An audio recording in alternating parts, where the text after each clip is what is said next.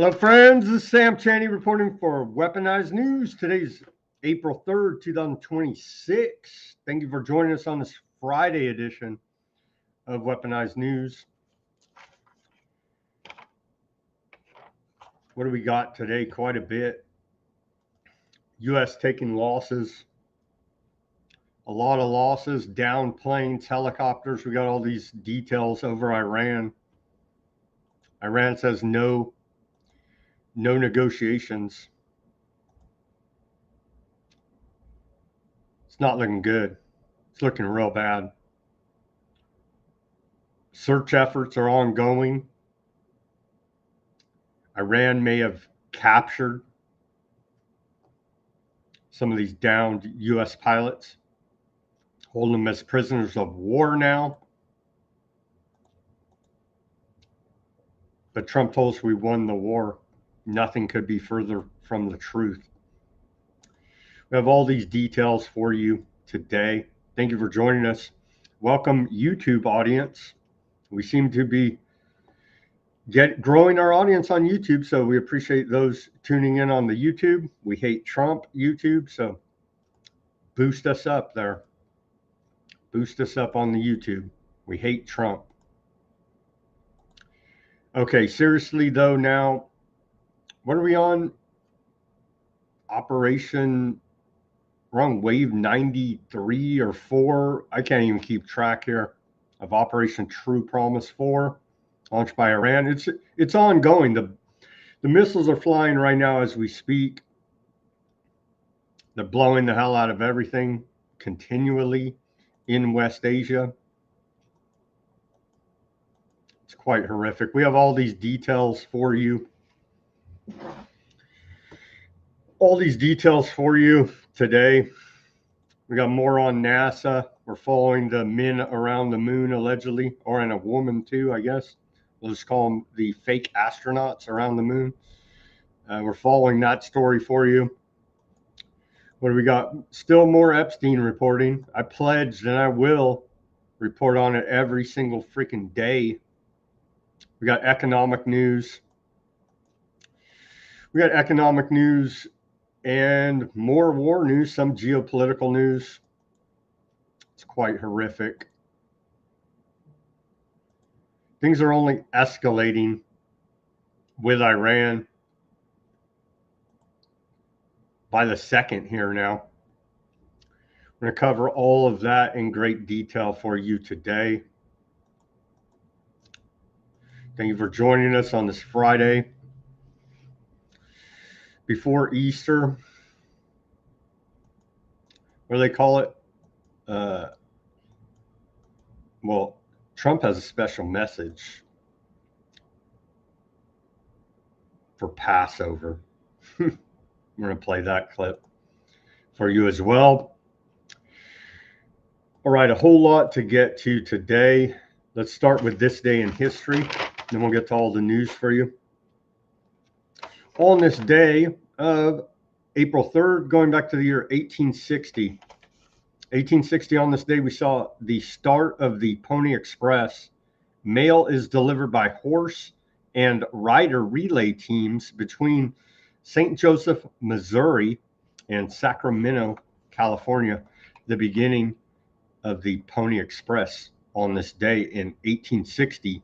1882, on this day, we saw Jesse James assassinated. American outlaw Jesse James is shot in the back of the head and killed by fellow gang member Robert Ford at his home in St. Joseph, Missouri on this day, 1882. Also on this day, 1882, kind of a funny one, wood block alarm invented. When the alarm rang, the device dropped 20 wood blocks to wake you up. When your alarm rang, that's a hell of a wake-up call. I guess they didn't drop them right on your head, so, or maybe they did, depending on how badly you wanted to get up. In 1917, on this day, we saw Lenin return to Russia. Vladimir Lenin arrives in Petrograd, returning to Russia from exile in Sweden on this day, 1917. 1948, on this day, we saw then U.S. President Harry Truman signs the Marshall Plan to rebuild war-torn Western Europe after World War II, granting an initial $5 billion in aid to 16 European countries. Yeah, we can't wait for the Trump plan to rebuild Ukraine, to rebuild West Asia now, and hopefully BlackRock can get those contracts. I do believe they already have secured the contracts in Ukraine. Hopefully they can just rebuild everything and we'll go blow it up again and do the whole thing again, because we don't seem to have learned anything from all of these world wars now, have we? 1953, on this day, TV Guide magazine. It's called a magazine. I don't know. The ones I remember are like little booklet deals. I guess we call them magazines. Anyway, on this day, 1953, TV Guide publishes its first issue. The cover featuring Lucille Ball's new baby boy. Here it is. For some American nostalgia from 1953. There you go. I Love Lucy, Lucille Ball, baby, featured on the cover. In the premiere issue on this day, in 1958 on this day, Fidel Castro's rebels attack Havana, Cuba. In 1968 on this day, Planet of the Apes, the original, starring Charlton Heston, premieres nationally in the United States, all-time classic. And hey, in 2026, we're run by a bunch of apes. So very prophetic there. 1969, on this day, the Vietnam War. U.S. Secretary of Defense Melvin Leonard announces that the United States will start a policy of Vietnamization, reducing American involvement in the Vietnam War. 1986, on this day, the U.S. national debt hits $2 trillion with a T dollars. Now we're at $39 trillion. So in 40 years, we added what? Another $37 trillion to the U.S. national debt. It's never meant to be paid off. It never will be paid off. And it's part of the fiat debt-based monetary system run by the private central bank, the Federal Reserve. In 2016, on this day, we saw the Panama Papers are published. 11.5 million confidential documents from offshore law firm Mossack Fonseca expose widespread illegal activities, including fraud, kleptocracy, tax evasion, and the violation of international sanctions by the world's elite in the largest data leak ever. And I don't think anybody even ever got in trouble for that, did they? But Mossack Fonseca did appear again in the Epstein files.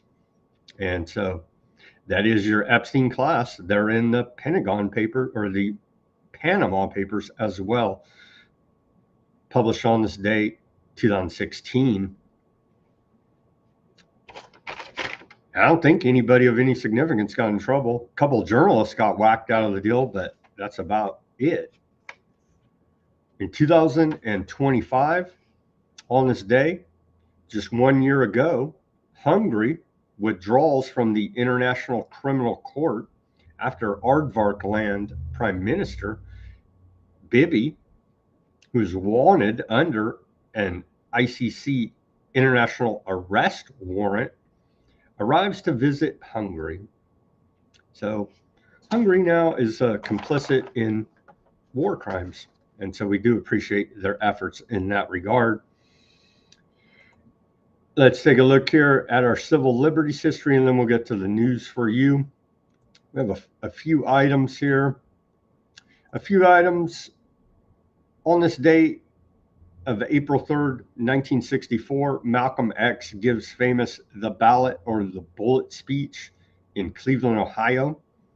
In a famous and prophetic speech, "The Ballot or the Bullet" in Cleveland, Malcolm X warned that 1964 might be the most explosive year in American race relations. His comments were extremely prophetic. In fact, riots erupted in New York City, Philadelphia, and other cities just 3 months later and continued for the next 3 summers, the so-called, quote, long, hot summers. Yeah. So they whacked him. They whacked old Malcolm X now, didn't they? On this day in 2014, Senate Intelligence Committee votes to release report on CIA torture. After an intense behind-the-scenes bureaucratic fight, the Senate Intelligence Committee on this day voted 11-3 to release a summary of its report on the interrogation measures used by the CIA in the war on terrorism by the George W. Bush administration. The Intelligence Committee had never before released a report so critical of any presidential administration. Reportedly, two of the main points of the report were that the CIA's harsh interrogation techniques were ineffective in obtaining useful intelligence, and that the CIA lied to Congress and the public about that point. So there's torturing these alleged terror suspects just for the thrill of it, because they're sadistic, evil bastards. They're not even gaining any useful intelligence out of it, as per Senate Intelligence report. All right, here's our segue to the news. President Donald J. Trump wishes happy Passover.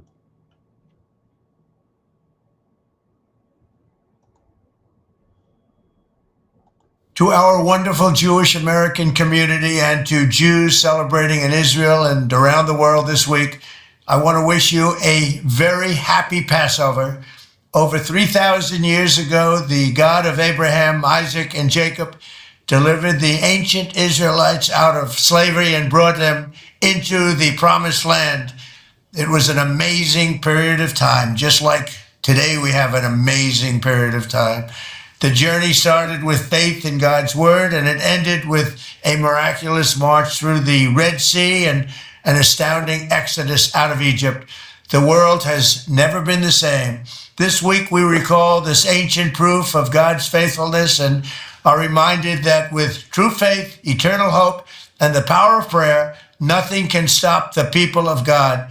As Jewish families and loved ones gather together for Seder dinner, we ask that God will continue to watch over the Jewish people and that he may continue to preserve and protect the United States of America for generations to come. Our country is doing better than it has ever done. I am very happy to report. Happy Passover. Sure, that's just simply not true. Bobblehead Levitt, press secretary lady, says this Easter Sunday, the First Lady and I will, with Christians, will join Christians all across our nation and around the world in rejoicing in the resurrection of Jesus Christ, whose triumph over sin and victory over death secured the promise of redemption and the hope of eternal life for all who believe in him and Lord as Savior. It just all rings hollow. It all rings hollow from these people. Here's from the White House. Happy Good Friday. as the markets are closed and we're awaiting a major U.S. ground invasion into Iran that will be a bloodbath. Quite horrific. More propaganda out of the White House. Happy Easter. This is a very holy week for us. This afternoon, I'm delighted to join the countless Christians across the country and around the world as we prepare to celebrate a thing called Happy Easter. On Palm Sunday, Jesus entered Jerusalem as crowds welcomed him with praise, honoring him as king. Yet he had not come to take a throne, but to carry a cross, not only to reign, but to save. And on Good Friday, the Son of God was... I can't even take it anymore. These are wicked, evil demons. Franklin Graham cites King David in response to papal war rebuke. God does take sides, he says. Evangelicist and Samaritan's Purse CEO Franklin Graham cited the Old Testament example of King David earlier this week. That's right, we're back in the Old Testament. Eye for an eye. That's what these bastards are preaching. Here's what the Catholic Church had to say about it. Do as little harm as you can and try to preserve innocent lives. Let's hear from the head of the U.S. military archdiocese, the bishop with direct authority over every Catholic chaplain in the armed forces, has declared the Iran war unjust ahead of an interview set to air on ZBS News this Easter Sunday. Let's watch a short clip from that. Yeah, it's an illegal foreign war of aggression. Trump's openly bragging about on his Truth Social, committing war crimes.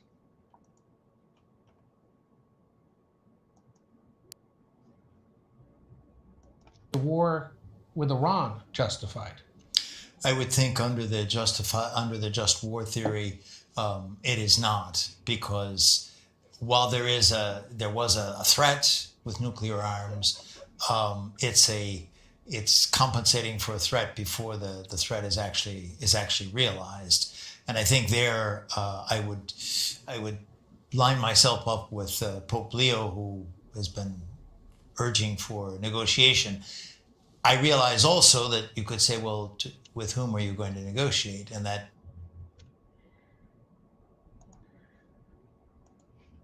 Well, that priest needs to be sanctioned, maybe even droned, right? Right.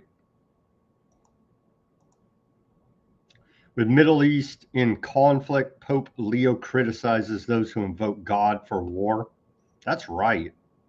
That's right. That's a report out of the Washington Compost. That's the correct position here. And all these people are still misinformed.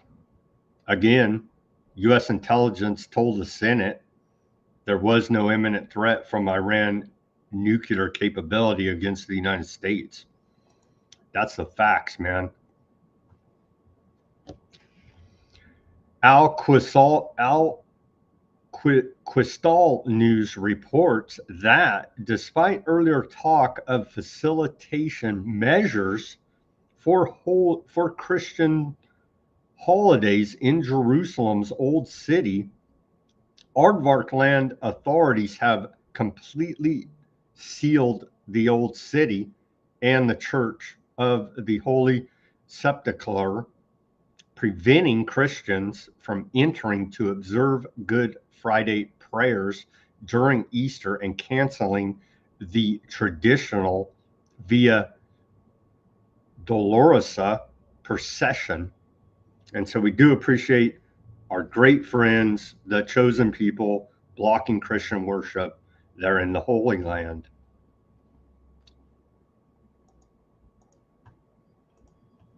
Here's Trump posting war crimes here. Trump is going to go down, and it's going to be horrific for this country. Our military, the greatest and most powerful by far anywhere in the world, Hasn't even started destroying what's left of Iran.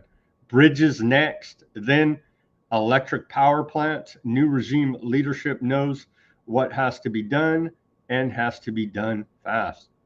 Right there, that's a war crime targeting civilian infrastructure. Trump's a lunatic. He's lost his freaking mind. He says, with a little more time, we can easily open the Hormuz Strait, take the oil, and make a fortune. It would be a gusher for the world.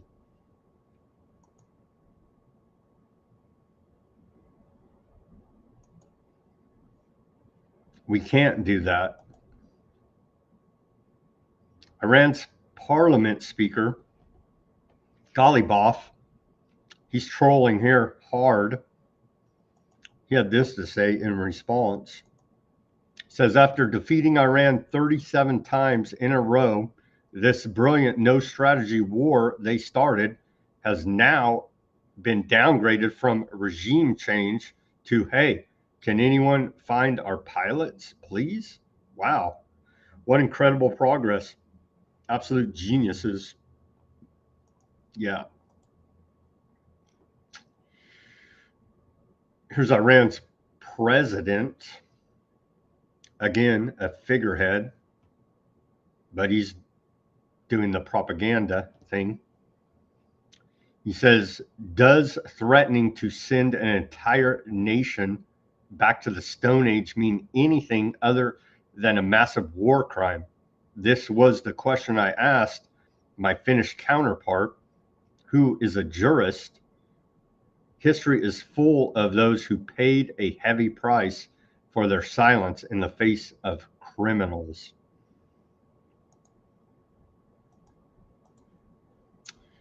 U.S. intel says Iran retains significant launch capability, able to wreak havoc in the region. New intel assessment says Iran retains roughly half its launch capability, contradicting earlier U.S. aardvark land claims of near total destruction. A new U.S. intelligence assessment cited by CNN claims that Iran still retains around half of its missile launching capability and thousands of attack drones, despite weeks of relentless airstrikes by Merca and aardvark land. The findings directly contradict repeated public claims by aardvark land and U.S. officials, i.e. Orwellian propaganda, including Trump himself, who asserted that more than 80% of Iran's capabilities had been destroyed and that very few systems remained operational. According to the assessment, many launchers have not been eliminated, but instead rendered temporarily inaccessible, often buried underground in extensive tunnel and cave networks that Iran has developed over decades. These hardened and mobile systems have allowed Iran to continue launching attacks while evading detection, undermining assertions that its launch infrastructure had been largely neutralized. Intelligence sources also noted that Iran retains a significant stockpile of missiles and that key capabilities, including coastal defense cruise missiles used to carry out operations in the Strait of Hormuz, remain largely intact. The report further exposes discrepancies in how damage has been measured, with aardvark land estimates counting only fully destroyed launchers, while U.S. intelligence includes those hidden or trapped underground. At the same time, although Iran's conventional navy is alleged to have been largely destroyed, as repeated dozens of times by Trump, the report states that the naval arm of the Islamic Revolutionary Guard Corps still remains roughly half of its capabilities, including hundreds or potentially thousands of small vessels and unmanned surface systems. While U.S. officials continue to claim that Iran's military capacity has been decisively downgraded, the intelligence assessment presents a starkly different picture, suggesting Tehran retains substantial offense capabilities and the ability to sustain operations, calling into question the accuracy and credibility of statements made over the past month. We've been telling you it's Orwellian propaganda from the jump here because they're lying out both sides of their mouth, as per usual. We're on wave 92. I think we may be on 93 by now. I don't know. It's it's ongoing war right now as I'm speaking to you. Iran's Islamic Revolutionary Guard. When was this? Earlier today. This was this morning. Announced wave 92 of Operation True Promise 4. I think we're maybe on 93 now. I don't know. We'll get to more of that reporting. Hezbollah announced carrying out 1,309 resistance operations since March 2nd, averaging 42 operations a day. 645 operations inside occupied Palestine and 664 within Lebanese territory, reaching and targeting as far as 160 kilometers away, 140 military bases, 292 sites and settlements struck, 350 aardvark casualties and injuries, soldiers and settlers, and over 200 military vehicles and equipment, tanks, armored vehicles, bulldozers, quadcopters, and drones damaged, 136 tanks destroyed, 3 attempted land incursions, and 574 aardvark land advances into Lebanese territory repelled, 772 missile weapons, including 92 guided missiles deployed. And they made a nice little infographic for us as well. Well, thank you very much, Hezbollah. There you go.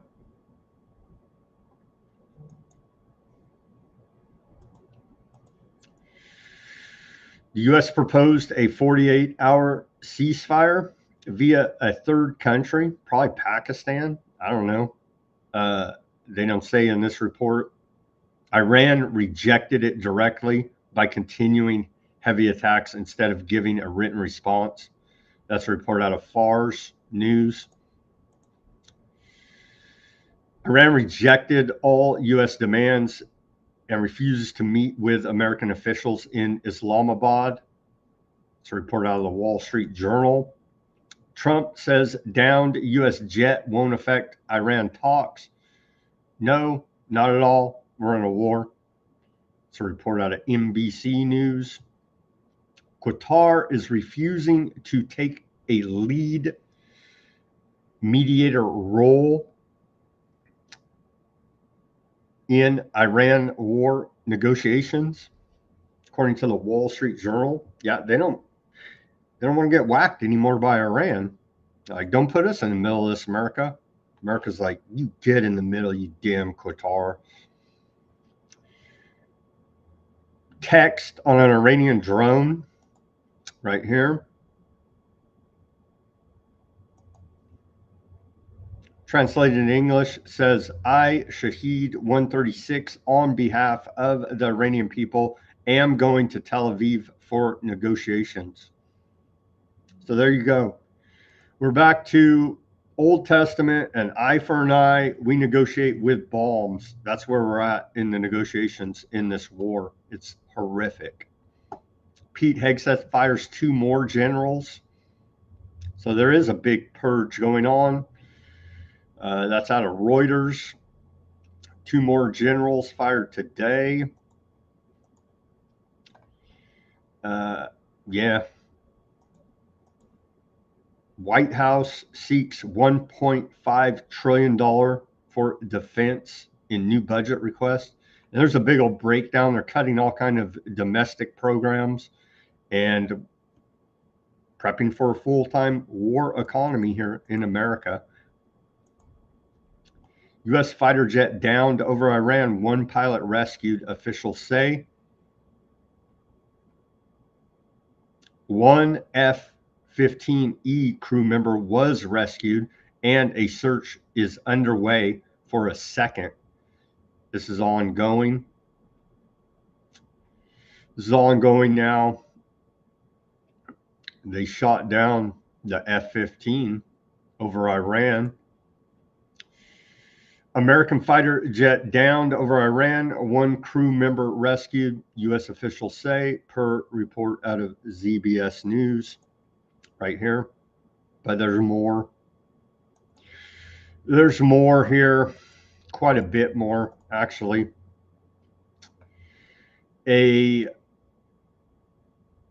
A-10 Warthog crash near the Strait of Hormuz. The A-10 Warthog attack plane crash near the Strait of Hormuz occurred around the same time as the previously reported F-15E fighter was shot down over Iran. That's being widely reported now. In the last 24 hours, the U.S. forces over Iran have seen an F-15E shot down over Iran, one crew member rescued, one still missing. So we do have missing in action U.S. troops in Iran right now. An HH-60W, two of them hit by Iran fire during rescue. Crew safe, some wounded. That's those rescue helicopters. A-10 hit by Iran, pilot safe. We just reported that one. F-16 declared an emergency and landed safe. And KC-135s, two of them, emergency declarations. Details unclear as to why. That's a report out of Evergreen Intel. We have more here. Let's see. They're saying an A-10C Thunderbolt 2 shot down and crashed in the Persian Gulf. Pilot reportedly recovered. HH-60G Pavehawk hit during CSAR mission and crash landed across the border in Iraq. Crew reportedly rescued. KC-135R Strato tanker, emergency squawk 7,700, putting out an emergency signal. The F-16CJ Wild Weasel, emergency squawk put out over Saudi Arabia near the Iraqi border. We're taking some losses here now in a war we already won. Aardvark Land is not involved in U.S. rescue operations for pilots in Iran, according to N12 out of Aardvark Land. Of course, our greatest ally doesn't help us rescue our downed pilots. We wouldn't have it any other way, would we? Iranian TV is putting out a call offering a bounty for anyone who captures U.S. pilots. They say a valuable reward will be given. Here's some video of some of these. These are what I was saying are rednecks. It's not like, it's not direct. It just means like some guys out in, out in the urban areas. It's not meant to be offensive to anybody.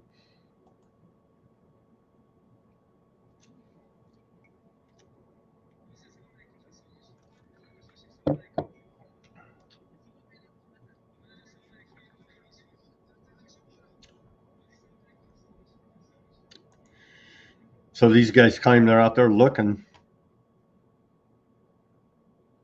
Who are these guys? Bakatari tribes. are out there looking for these downed U.S. planes and pilots. Denial out of CENTCOM. CENTCOM says all aircraft are accounted for.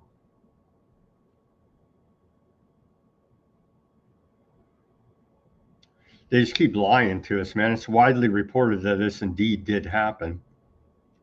Here's a little infographic.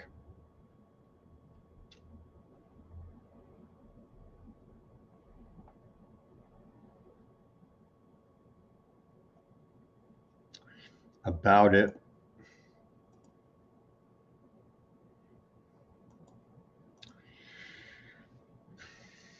I don't know. We've been talking about this a little bit here.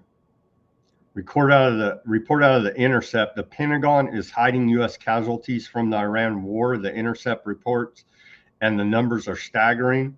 An Intercept analysis finds nearly 750 U.S. troops killed or wounded since the beginning of the war. CENTCOM has been feeding reporters outdated figures that exclude recent attacks, won't provide a death count, and refused to even confirm how many bases have been hit. A defense official called it a casualty cover-up. The real picture: at least 15 killed, 520 plus wounded, and that doesn't include 200 plus sailors treated after a fire aboard the USS Gerald R. Ford, and thousands of contractors. Iranian strikes have forced U.S. troops off their bases entirely, retreating to hotels and office buildings across the region. An Iranian drone already hit a luxury hotel in Bahrain, wounding Pentagon employees. Former CENTCOM Commander General Vodal warned that this could turn civilian infrastructure into military targets. Iran has already said that they're going to go after you wherever you are. Retired generals are now speaking out. The Pentagon knew Iran would retaliate against U.S. bases and did nothing to harden them. The failure to invest in hardening infrastructure was a choice, one analyst told The Intercept. So are they sacrificing up our bases and everything over there? It certainly appears to be what is happening.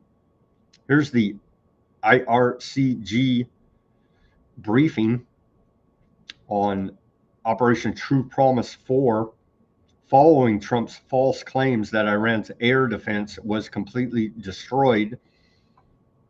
This guy's always all pissed off. Let's see. A second U.S. fighter jet was struck south of Qasim Island and sank into the Persian Gulf.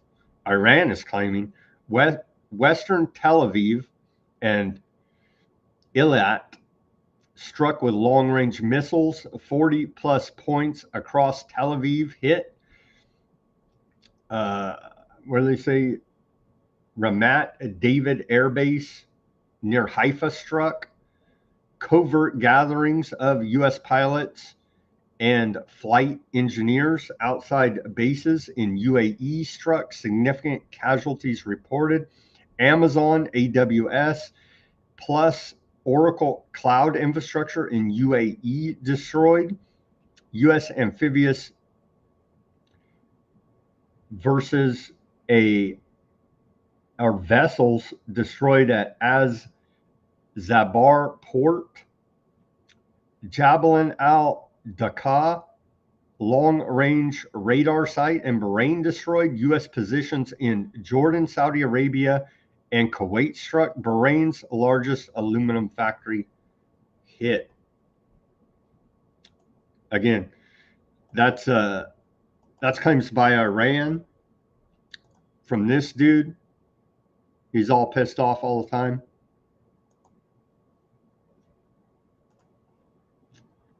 Continuing here. It's not looking good. It's not looking good. It's looking like they're going to send in ground troops next. We deserve better propaganda, considering we're going into a wartime economy in this country. Iran's winning the propaganda game. Here's a new Lego video out of Iran mocking Pete Hegseth and the rest of this Operation Epstein Fury.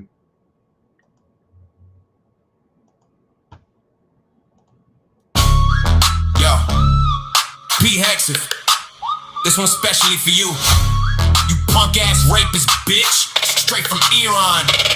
Your tattoo covered clown with that cafe ink on your arm. Think you a crusader? Nah, just a drunk infidel in a fake uniform. Chain to kill all Muslims, wasted in the hotel lobby. Sexual assault settlement in Monterey. Blocked the door, took a phone, paid her off quiet, cause Me Too was on. Now you secretary? What a joke, bro. Cheated on wives, multiple affairs. Kids in the mix, family man? Hell no.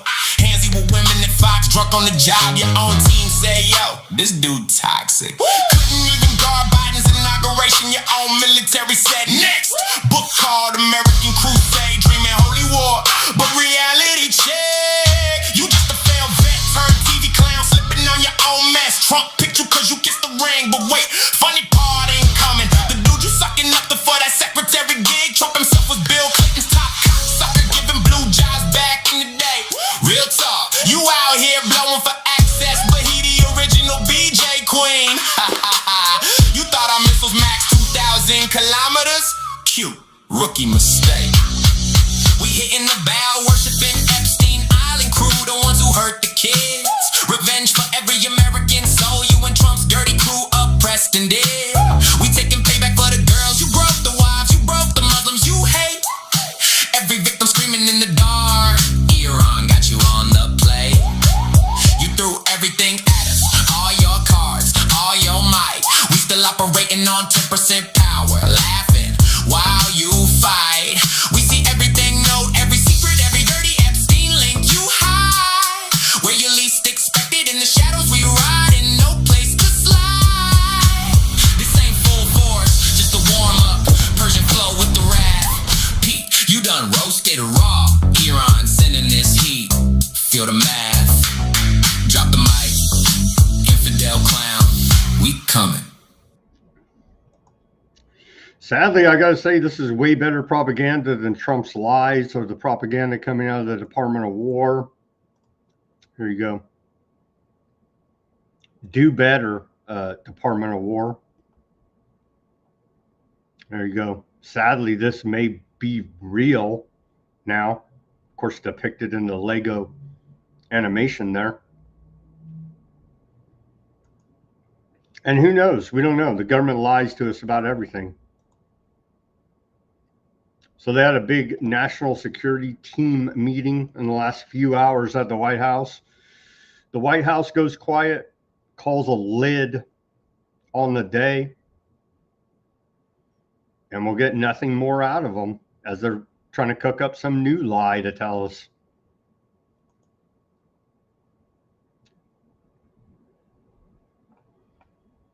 Quite horrific. Let's take a look again at the map at a Karg Island here. This is going to be a freaking bloodbath that we send in the troops. They're talking about landing right here and trying to take the island, right? The Strait of Hormuz. There's the take this or take the Strait of Hormuz right here, something like that. I don't know. Now we got to go find our potential missing in action troops on top of all this. But anywhere in here, it's going to be horrific. It's going to be horrific. Loss of life for the United States is what it's going to be. And will they do that? They probably will make this sacrifice of pawns who are actually humans, U.S. service members. They probably will just send them in there to be slaughtered as some type of way to try to rally the American people around this illegal foreign war of aggression for a bigger ground invasion.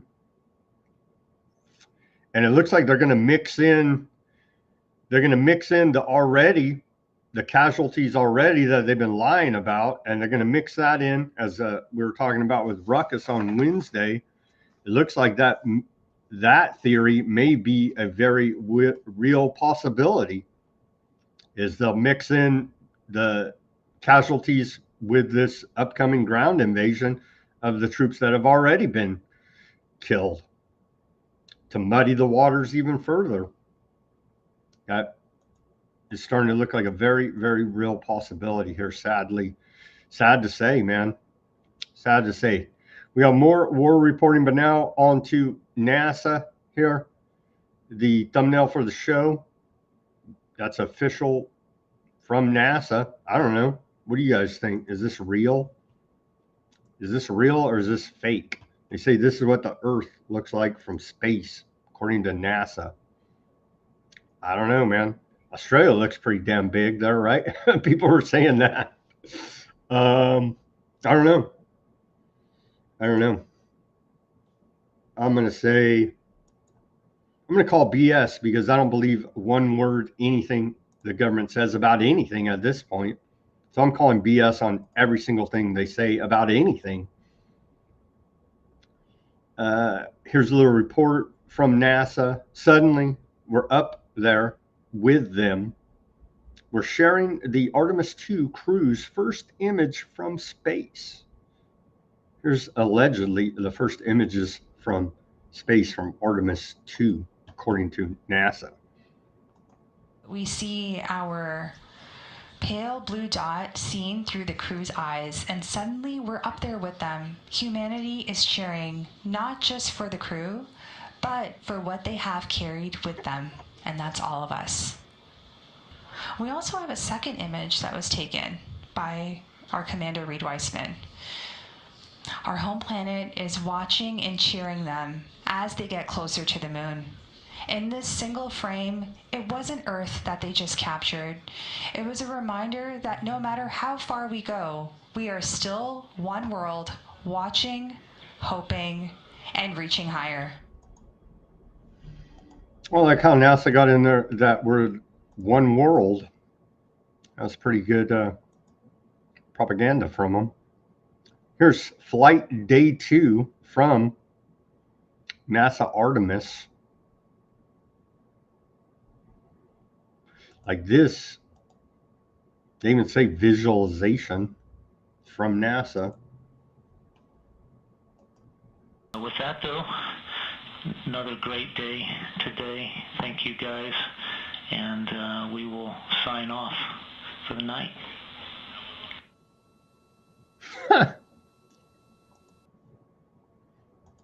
Very realistic, right? Like, what?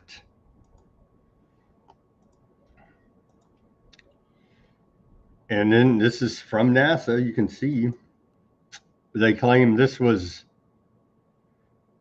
taken in 1972 from Apollo 17 mission. And this one, i.e. the thumbnail for today's show, was taken right now, right? 2026 Artemis 2 mission. Are their claims. Sorry, I just don't believe a word this lying criminal government says about anything. Sorry, call me skeptical. Trump administration declares war. We're not in enough of war. They declare war on everything. Now they've declared a war on microplastics in drinking water.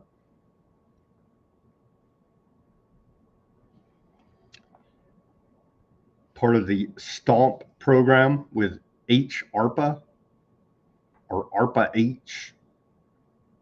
I definitely don't trust that. So we got a war on drugs, a Cold War with China for space race, all these other Cold Wars going on. Now we got a war on microplastics. Seriously?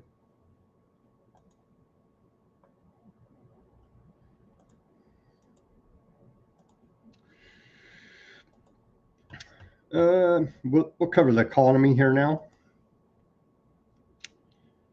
Vice President J.D. Vance is now in charge of fraud in the United States. Yeah, because he is a fraud. He's the fraud czar. So he's in the right position. They're appointed by Trump, the fraud czar, Mr. Technocracy, J.D. Vance. What do they tell us about job numbers? Huge. The Small Business Administration tells us the U.S. economy added nearly 180,000 jobs last month, almost triple what economists expected, with major gains in transportation and construction sectors. But a closer look at this data shows that foreign-born workers were up 860,000, back to a record high. Native-born workers, that would be Americans, minus 194,000, unchanged since 2019.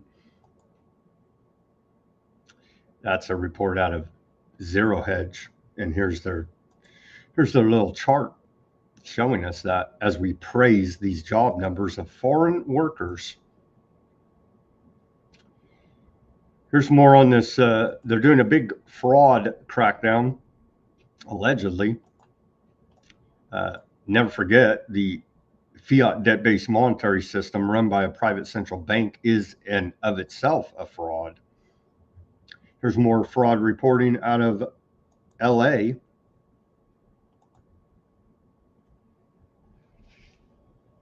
Yeah, in response to the governor, not good enough. Not good enough. They've not taken fraud seriously for over a decade here in California. They've let people out of prisons. They've decriminalized it. I call him the fraud king for a reason. He has reigned over billions and billions of dollars of fraud, whether we're investigating homeless fraud, EDD fraud, and now hospice fraud. It's going to be into the hundreds of billions of dollars under his watch. Remember, none of this fraud could happen unless California issued these licenses. California is responsible for administering hospice programs, licensing these doctors, and they're supposed to have passed regulations by January 1st of this year that were called by the auditor in California. Said California does not have sufficient regulations to crack down on fraud. He's refusing to implement those regulations because he doesn't want to own the problem. We're going to do our job. You're going to see a lot more fraud. We're going to work hand in hand with. Oh, he said they're going to keep working on it, and they think it'll be in the hundreds of billions, and still no one in government will get in trouble for anything. U.S. drone company backed by Trump's sons seeks to profit from Trump's war crimes. U.S. drone company backed by Eric and Donald Trump Jr. is marketing equipment to Gulf countries reliant on U.S. military support amid the Iran war. Co-founder Brett Velikovich told the Associated Press that the firm is holding demonstrations across the region to showcase drone interceptors designed to counter Iranian attacks. Our team is doing many demos across the Middle East right now for our interceptors.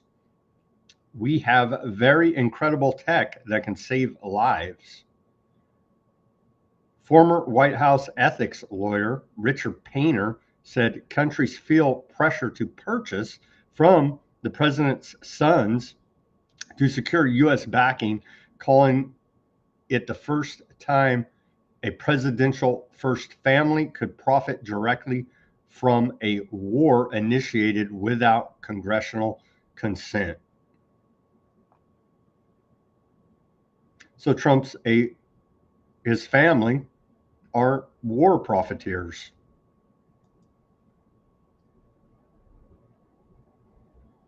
New York City spent $81,705 per homeless person last year. Meanwhile, the household median income was $81,228, according to a report out of Newsweek. They've created the homeless industrial complex. So think of that. For as much as they spend to all these fraud NGOs, nonprofits, they could just simply give the homeless person that much cash and they could afford to not be homeless. But we have a fraud homeless industrial complex to prop up that doesn't help anyone except for the frauds running the thing. Generation Z is increasingly giving up on once standard financial goals, especially home ownership, traditional saving patterns, and linear career models, and instead embracing immediate spending, riskier financial behavior, and lifestyle first decisions, according to a report out of Fortune magazine. Not surprising. Not surprising. This economy shit. Everything they tell us is a lie. So not surprising. Here's Trump on we can't take care of daycare. We can't have anything because we have a war economy here now. We have to pay for Raytheon's big bombs, you see. Because the United States can't take care of daycare. That has to be up to a state. We can't take care of daycare. We're a big country. We have 50 states. We have all these other people. We're fighting wars. We can't take care of daycare. You got to let a state take care of daycare, and they should pay for it too. They should pay. They have to raise their taxes, but they should pay for it. And we could lower our taxes a little bit to them to make up. But it's not possible for us to take care of daycare. Medicaid, Medicare, all these individual things, they can do it on a state basis. You can't do it on a federal. We have to take care of one thing: military protection.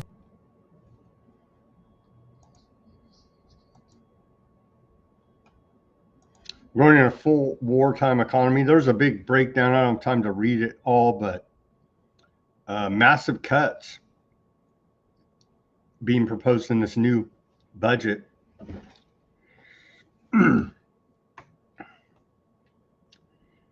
Massive cuts to domestic spending, everything pointed toward war and profiteering for the military industrial complex.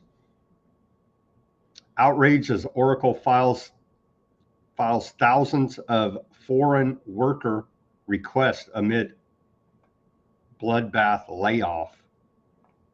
And so this is your Larry Ellison. Operation Stargate, Oracle. This is essentially a CIA company. As thousands of Oracle employees woke up on this last Tuesday, informing them they were being laid off, the workers likely didn't know the tech company had been busy trying to hire foreign staff. According to U.S. Citizenship and Immigration Services data, Oracle filed roughly 3,126 petitions to employ H-1B workers in fiscal years 2025 and 2026. So there you go. America first from this piece of shit. They fired a bunch of American workers and are hiring foreigners as the Ellison family is working to consolidate the media as well. And again, per Fortune magazine, the Treasury, the U.S. Treasury is insolvent as we continue to report. Let's take a look now at what is our national average for the price of a gallon of gasoline. Let's take a look here at AAA today. Steadily increasing since the beginning of the Iran war. We're at $4.09 national average, according to AAA. Here in California, we're edging near $6 a gallon. We had that report yesterday. Big Sur gas station was charging $9.99 and would charge even more if the digits fit on the digital pump screen. On average, California, $5.89 per gallon, leading the nation here now as they're price gouging us and taxing us into oblivion. Top EU official warns of long-term crisis amid Strait of Hormuz disruption. EU Energy Commissioner David Jorgensen said the bloc is assessing fuel rationing and the release of additional oil from strategic reserves as it prepares for a long-lasting energy shock caused by the Iran war, causing major shipping disruptions across West Asia, according to a report out of the Financial Times. Macron, the Sun King of France, says opening Hormuz through force unrealistic as Bahrain advances UN Security Council resolution.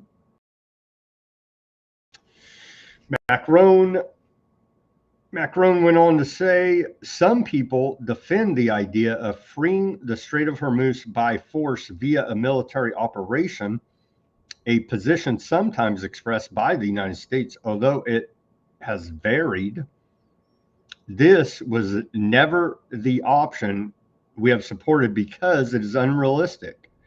It would take forever and would expose all those who go through the strait to risks from Iran. You think? Trump don't care. It's like sending the military men to be slaughtered, a la Henry Kissinger. The strait is open to those that will deal with Iran and are not part of the American Aardvark land alliance. A container ship owned by France shipping company CMA CGM has transited the Strait of Hormuz, according to marine traffic vessel tracking data. So they made some kind of deal. The Malta-flagged vessel Kirby passed through the Strait of Hormuz yesterday. It is the first French-linked ship to navigate the route since the start of the Iran war. They worked out some kind of deal with Iran. A Japanese liquefied natural gas tanker, the Panamanian-flagged Sohar LGN, passed safely through the Strait of Hormuz with all crew unharmed, marking the first Japanese vessel to make the passage since the beginning of the Iran war. Turkey scraps fertilizer duties to shield farmers from Iran war costs. Turkey has removed customs duties on some agricultural fertilizer products to shield its agricultural sector from rising costs linked to the Iran war, its trade ministry said in a statement released today. The ministry said it had also eliminated duties on certain key nitrogen and compound fertilizers to prevent speculative price fluctuations caused by disruptions to the supply chain per the Iran war. The closure of the Strait of Hormuz is crushing Iraq's economy. 90% of Iraq's state budget comes from oil sales. Before the war, Iraq was pumping around 4 million barrels per day. Now production has dropped to the floor. We're talking about as much as a 70% reduction in oil production out of Iraq. So we're killing Iraqis. We're basically backhandedly sanctioning them again. So we're giving it to Iraq again. We should be very happy here as the never-ending war on terror continues to kill and injure Iraqis. And we're in the year 2026 now.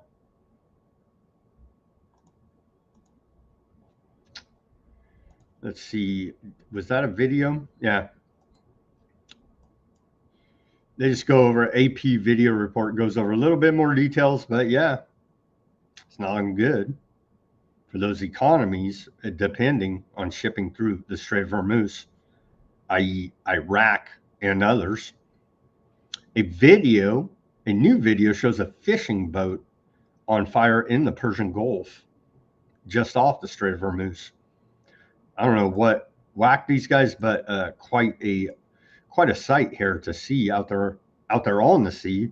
This vessel on fire. I don't think they're saving this one.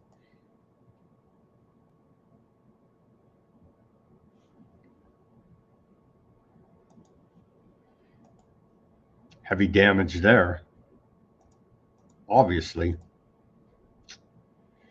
Galibov, this guy even now, he's a speaker for Iran's parliament.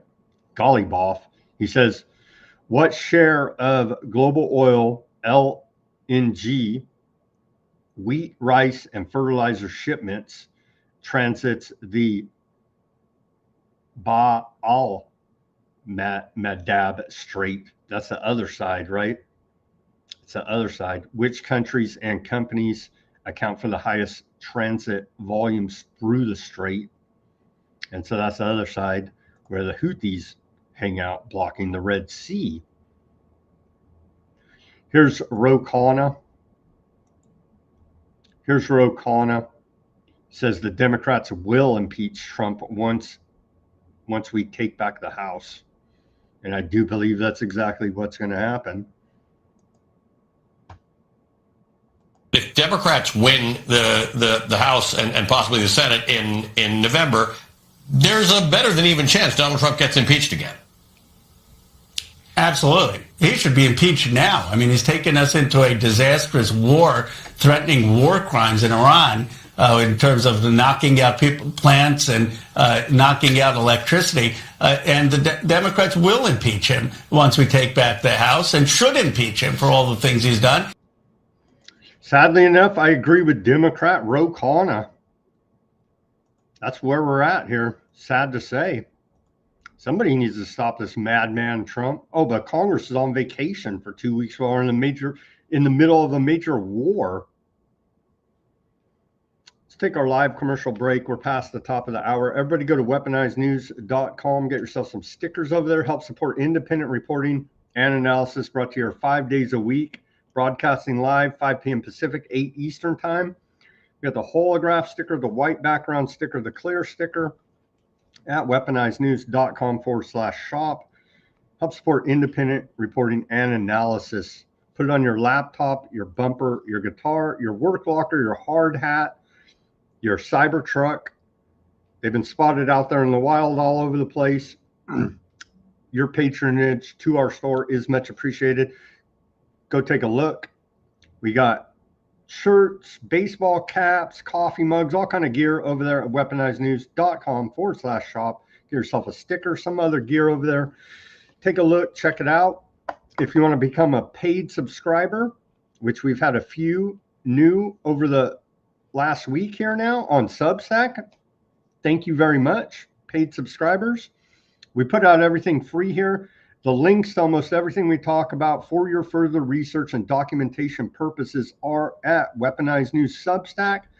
Again, everything's free there, but you can become a paid subscriber, and it's much appreciated to help this broadcast pay some bills and help me pay for some of my time, effort, energy into this whole enterprise as well. And so any which way you choose to support, it is much appreciated. We take donations. We have Buy Me a Coffee, Bitcoin wallet address, Cash App, all in the description below this video, a secure PayPal link on the front page of weaponizednews.com. Any which way, we give you many ways to help support this broadcast. Give us that like, share, subscribe, push that notification button. All of that is free for you. Any which way you choose to support is truly appreciated. Thank you very much, listeners out there on the internet.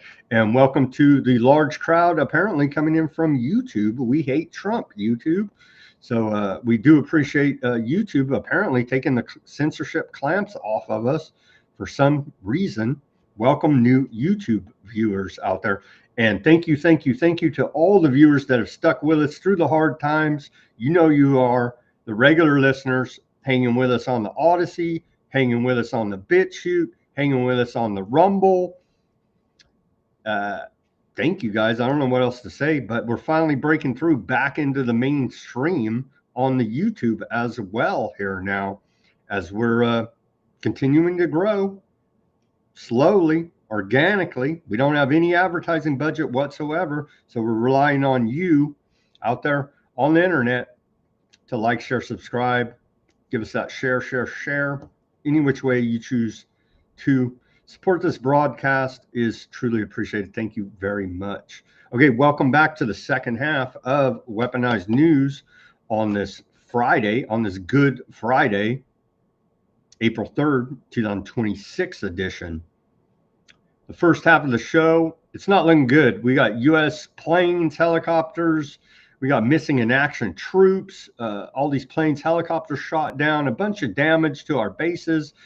The U.S. CENTCOM is not giving us the full picture. The White House and Pentagon are not telling us the truth about the true situation in the Iran war.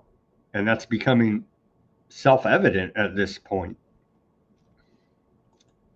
We demand better propaganda from our government for as much taxes as we pay. And now we're told they're going to cut a bunch of domestic programs to go ahead and prepare for a full-on war economy out of the White House. On to Epstein reporting. As we know, Blondie Bondi was fired by Trump, Wednesday night, ran into yesterday. Big reporting about it. The new head, meet your old boss, meet the new boss, same as the old boss. Todd Blanche, another Epstein cover-up artist. Here's what the Justice Department had to say today. Thanks to Blondie Bondi and Todd Blanche leadership, this Justice Department has charged 125,000 plus people with crimes since the start of the second Trump administration, and has decimated drug cartels and their leaders, but hasn't charged one Epstein co-conspirator. I added that part. As the Justice Department, now underneath the interim leadership of Todd Blanche, is continuing to break the law by violating the Epstein Transparency Act. But law and order, and we're getting the bad guys except for their own bosses, the Epstein class.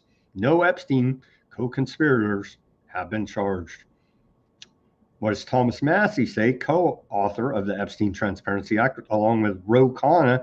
He says, congratulations, AG Blanche.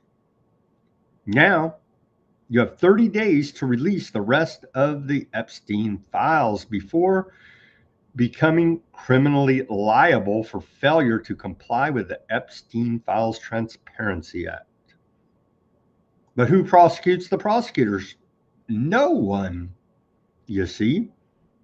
And so Blondie Bondi and a bunch of these other lawyers are guilty of violating the Epstein Files Transparency Act. No one gets in trouble. We can't even get the damn co-conspirators of Epstein in trouble. Never mind the government covering it up here now. As the cover-up continues, the biggest cover-up in American history, the Epstein files. NPR this week reported they're finally starting to get it, and they do, I believe, still have some reach out there.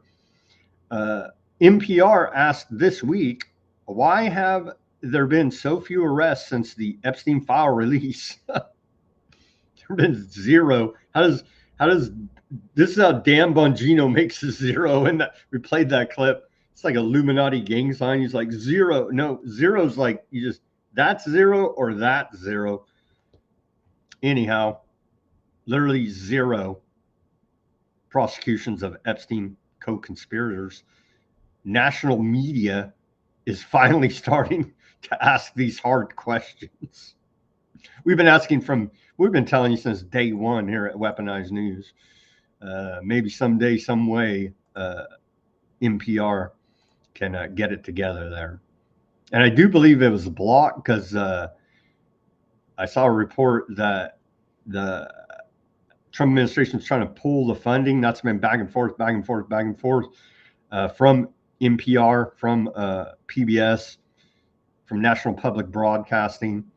I think a judge blocked it. I don't have that report. Anyway, that's an ongoing power struggle. Bondi was fired. The subpoena was not. So she's still, Bondi is still subpoenaed to testify or give a deposition on April 14th to the House Oversight Committee. We're anxiously awaiting that deposition, and we will report on it. In revenge for Virginia Guthrie, whose voice was silenced by the Epstein network, Iran embassy in Sweden put out this post. Iranian missiles advocate women's rights more than political complainants and feminist movements. In revenge for Virginia Guthrie, whose voice was silenced by Epstein's network. They're writing that on their missiles now. Coming out of Iran, again, a lot better propaganda than the Orwellian lies that we're getting out of the Trump administration.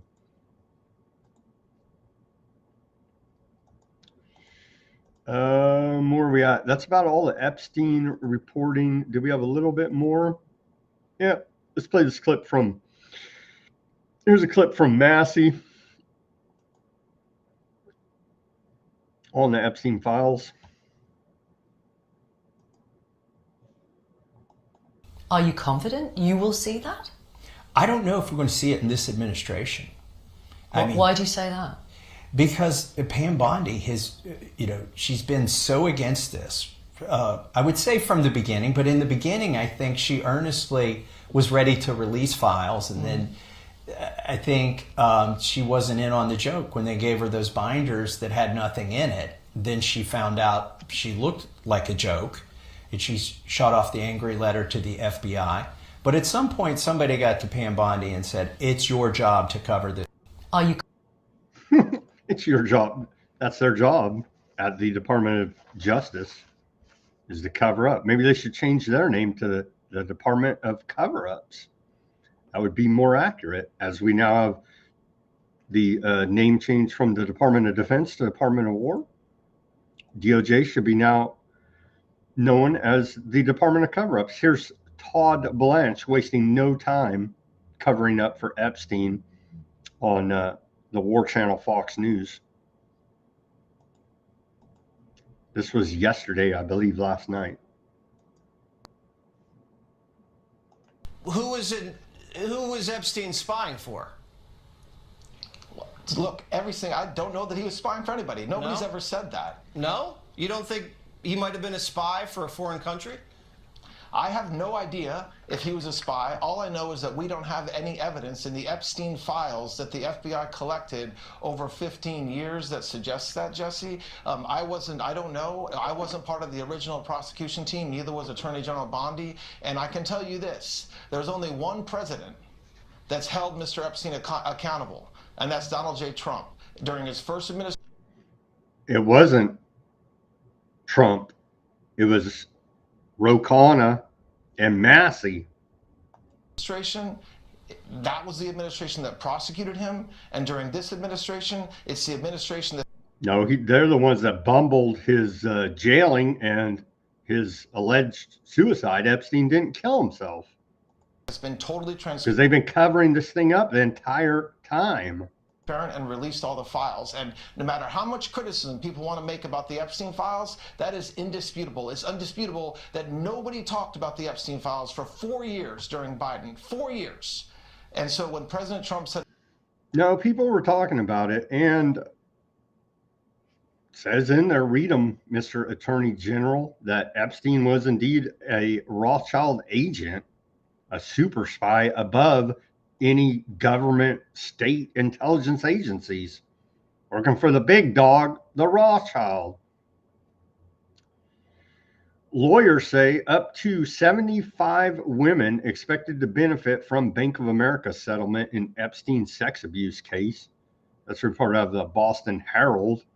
So a whole hell of a lot of victims here now, with no prosecutions of the perpetrators of the crimes against these victims by your Department of Cover-Ups, led by old Todd Blanche there now. And again, when none of these banks get in trouble, the executives knew there was wrongdoings going on at the very least. Well, they're signing off on it. Somebody knew at these big banks that helped launder all this money and facilitate payoffs and all the rest. They facilitated Epstein's finances, and it got into trafficking, you name it, women, children, arms, state secrets, name your contraband. They were doing it. Zero Epstein co-conspirators prosecuted. And again, all-time favorite here, Epstein to Larry Summers. Recall, I've told you, I've met some very bad people, none as bad as Trump. Not one decent cell in his body. So yes, dangerous. Again, that's an email correspondence exchange between Jeffrey Epstein and Larry Summers, former Treasury Secretary and defamed Harvard professor. Could there be, onto geopolitical news now? That's all the Epstein reporting we have for today, as the cover-up continues with Todd Blanche as the interim Attorney General for the United States. Could there be a popular uprising in Cuba? The New York Times asks. Well, Cuba is under siege by America right now, blocking food, water, medicine, energy. And so it's the same routine. They try to engineer sanctions, economic sanctions. They try to engineer a grassroots uprising by the people by making them suffer per the weaponization of the dollar and literal physical naval blockade around the island of Cuba. And so same routine, trying to prod the people to overthrow their government. That didn't work in Iran. They're trying the same routine in Cuba now, and it hasn't worked so far, but yet the people of Cuba are suffering. Drugged, raped, impregnated Alawite women recount kidnappings in the new Syria. Quite horrific. Abductions of women and girls from Syria's Alawite minority community are more common and more brutal. And that's a report out of the failing New York Times. And they go through a bunch of different accounts. Nearly 100 Alawite girls have been abducted. They're in Syria, and they go through a bunch of different accounts of these abductions of these Syrian Alawite girls and women. Quite horrific. Out of Syria. Meloni, Prime Minister out of Italy, visits Gulf states an unannounced trip during the Iran war. She traveled to Saudi Arabia today for an unannounced visit that will also include stops in Qatar and the UAE, according to a report out of Reuters.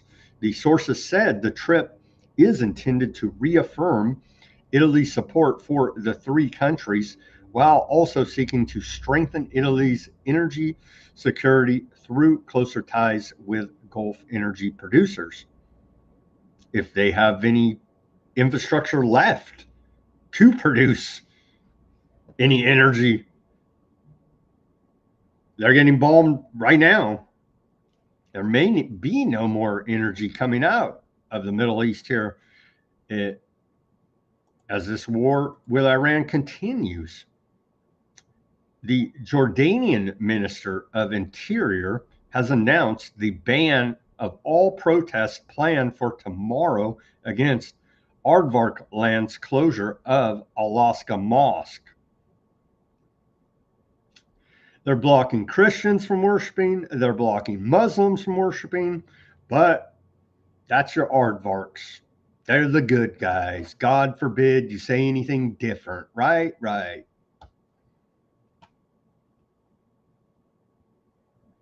And also, Jordan is blocking protests against the new final solution that was passed this week by the Aardvark Land Knesset to go ahead and give Palestinian detainees capital punishment, the hanging, as Ben Gvir is celebrated extensively. So, yeah, brutal crackdown there in Jordan, extremely tyrannical, great allies with America. So, yeah. Heavy censorship all over all of these places as well. They're brutal dictatorships to their own people. I don't know how long you can hold these Muslims back, man. They've been holding them back. They've been holding them back. With continued desecrations of their holy sites, locking them out of being able to worship, Christians and Muslims alike there. Flotilla Coalition prepares renewed mission to break Gaza siege.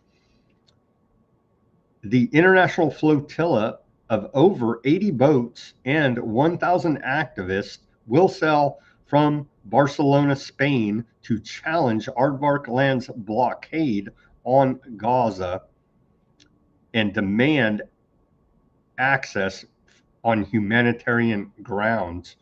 They may get whacked too. This is getting a lot more dangerous now with the ongoing Iran war. So we shall see what these activists on the latest flotilla mission, if they can deliver any humanitarian aid to Gaza, or if they just wind up getting whacked. I don't know. But we'll follow their mission as they've I do believe they departed now from Barcelona, Spain, to try to deliver food, water, medicine, and fuel to Gaza. We shall see how their mission goes. We'll track it for you here. The U.S. Embassy in Lebanon released a statement strongly urging its citizens not to travel to Lebanon and to leave while commercial flights are still available. It also said that people who are in southern Lebanon, border regions near Syria, refugee settlements, and Beirut's southern suburbs are advised to leave immediately. Yeah, because Aardvark Land is bombing the hell out of everything as we speak. A quote from the U.S. Embassy in Lebanon says, we recommend that U.S. citizens in Lebanon who choose not to leave prepare contingency plans for emergency situations and be prepared to shelter in place should the situation deteriorate further. They're bombing the hell out of residential areas in Lebanon as we speak. Now a word from our shadow president, Bibi. He says, we are eliminating commanders, bombing bridges, and targeting infrastructure. So him and Trump are on the same page about openly bragging about war crimes. יחד עם ידידינו האמריקנים, אנחנו ממשיכים לקטוש את משטר הטרור באיראן. אנחנו מחסלים מפקדים. I know our audience loves him, so I just had to give you a little shot. There was no English translation, but what I read you there, a summation of his talk there.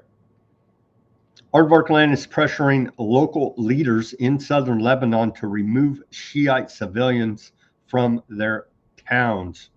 Christian and Druze communities were told they could remain only if they expel Shiites who had taken refuge there. Most towns complied out of fear of being targeted, leaving displaced Shiite families with nowhere to go. Where will they go? Where will they sleep? Well, they'll be whacked by the aardvarks, you see, i.e. ethnic cleansing program, war crimes in front of everybody's face. That's a report out of the failing New York Times. Explosions heard in Kuwait. That was earlier today. And turns out drone attack ignites. I think those were different explosions. There's so many going on. It's getting extremely hard to track now. But Iran has multiple drone strikes have hit a meaty refinery there in Kuwait this morning, setting multiple operations on fire. Kuwaiti state TV reported, citing the national oil company, the blaze sparked urgent firefighting efforts, but authorities confirmed there were no casualties, thankfully. Kuwait's strategic refineries are vital to the global oil supply. Yeah, here's an image of it. They're whacking Kuwaiti oil infrastructure right there. Big fire all over the place. Aardvark media report that a drone belonging to Hezbollah struck a target earlier in Western Galilee. It's ongoing. Aardvark all over the place. It's on fire, man. It is on fire right now as we speak. The missiles are flying. Continuing here. Aardvark U.S. attacks target Shahid Bahista University in northwestern Tehran. We're targeting the public infrastructure, the universities, the schools, the water infrastructure, the energy infrastructure, the bridges, the roads, targeting their agricultural production capabilities as well. Just blew up that university.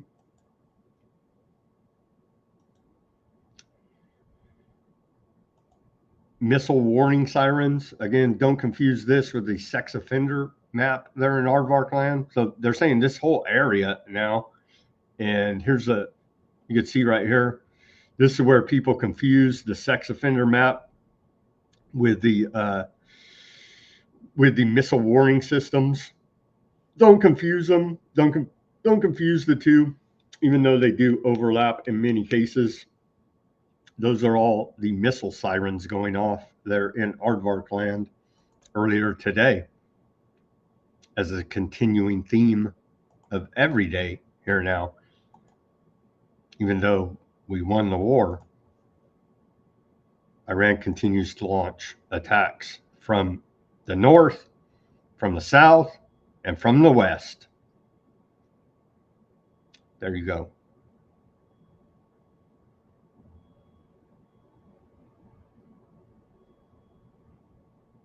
And there's a bunch more of these. It's ongoing. Where are we at? 93, wave 93 here now. Islamic Revolutionary Guard announced tonight over there for them this evening. Wave 93 of Operation True Promise 4. It's ongoing. Nothing is stopping. It seems to be increasing, actually, their frequency of attacks. A statement by the Syrian Foreign Ministry. The Syrian Arab Republic strongly condemns the hideous crime committed by the Aardvark land occupation forces, which consisted of targeting a civilian vehicle with a tank shell in the village of Al-Nazira in the Quinterian countryside, resulting in the martyrdom of a civilian citizen. This attack constitutes a blatant violation of international humanitarian law and reflects the continuation of aggressive policies that target civilians and place their lives in grave danger, in a clear breach of what international norms and international norms and conventions. There is the new World Order. We're in the new World Order. The old New World Order, rules-based international order, is no longer, as we continue to report here, as some out there are still grasping at straws, thinking somehow, some way, yeah, all that system's over. We're in a new era, a new world order.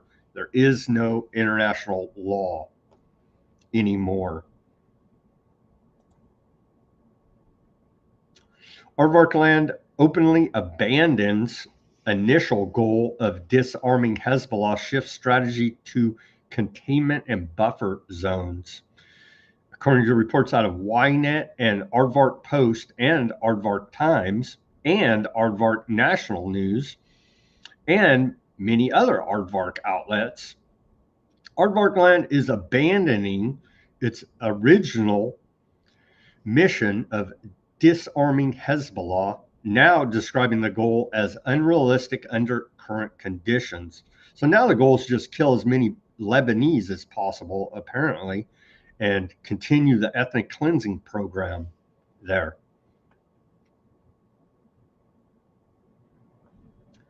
It's horrific. It truly is. The aftermath inside Al-Abat Mosque. They bombed this mosque in Lebanon, killing 2, injuring 11. There's a video of that. Aardvark's bombed this mosque.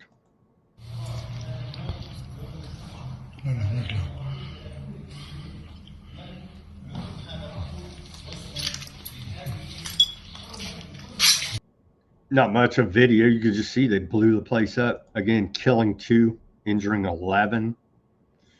3 UNIFIL peacekeepers have been injured, with 2 of them in critical condition in the southern Lebanese village of Odysee after an explosion of unknown origin occurred.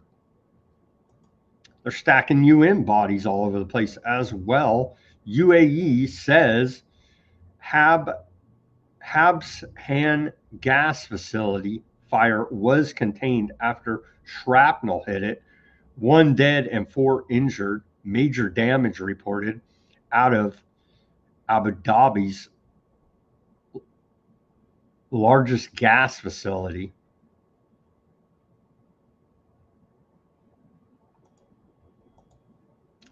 According to Iran's Mer news agency, an Iranian projectile struck U.S. helicopter during search efforts. Here's an image of the helicopter there.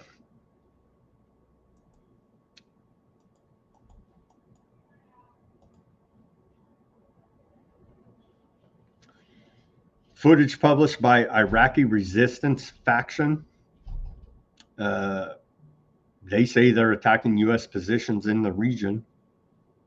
And they put out a propaganda video. That's another one of these Iranian militia groups in Iraq. Aardvark warplanes bomb southern Beirut suburb. Raish force. This guy got all blown up. Aardvark land soldier.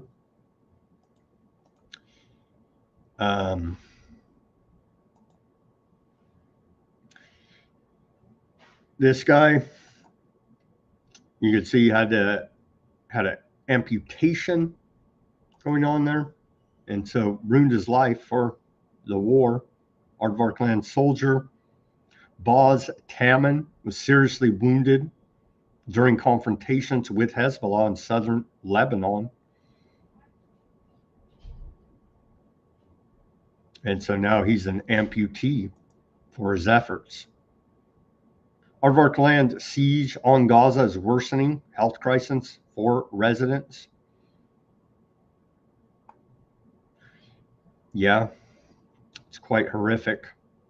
Gaza's health ministry has raised the alarm over a growing health crisis in the Gaza Strip as environmental conditions deteriorate and rodents multiply. The widespread destruction, rubble, and untreated waste are creating ideal conditions for rats and mice, increasing the risk of disease through bites, contamination, and parasites.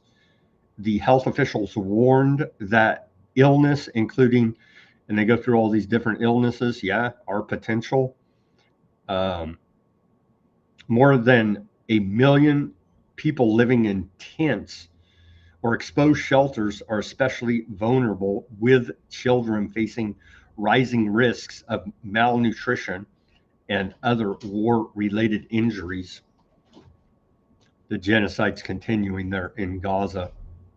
Quite horrific. Aardvark forces in northern Gaza injure at least 5 Palestinians. That was reported earlier today. And then here we are. Lindsey Graham held a press conference to whine about antiseptic posts on the internet. Let's watch this report.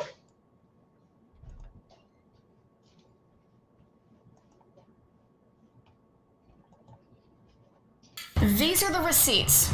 They're screenshots of writing, photos, and cartoons posted to social media. Senator Lindsey Graham says these posts were made by the members of his Republican opponent's campaign teams.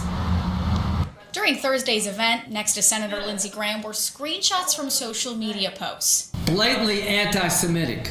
These were posted by Vishbara, the communications director for candidate Paul Dan's staff. And the posts use explicit language towards Israel and, quote, "We just need to drop them as an ally," end quote.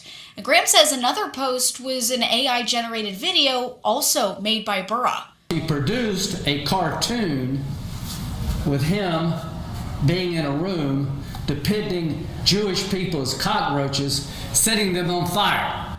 Graham says this post was made last fall and that Burra was fired from his previous job because of it. He was rightly fired. 2 months later, Paul Dans hires him. And Thursday, Graham called on Paul Dans to terminate Burra. I am challenging Paul Dans today to fire him and condemn him. In response, Dans wrote in part, "Israel picks Lindsey Graham's staff, but they do not pick mine. I'm not firing Vishbara, and I am calling on the people of South Carolina to fire Lindsey Graham."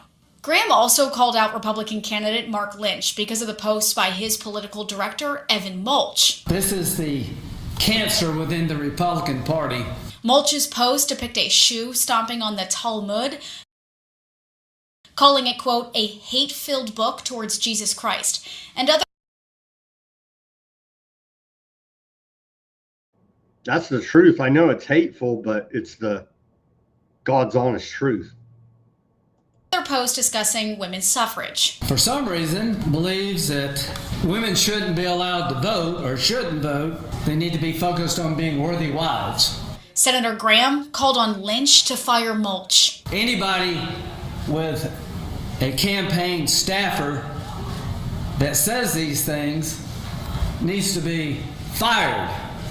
This will destroy the Republican Party.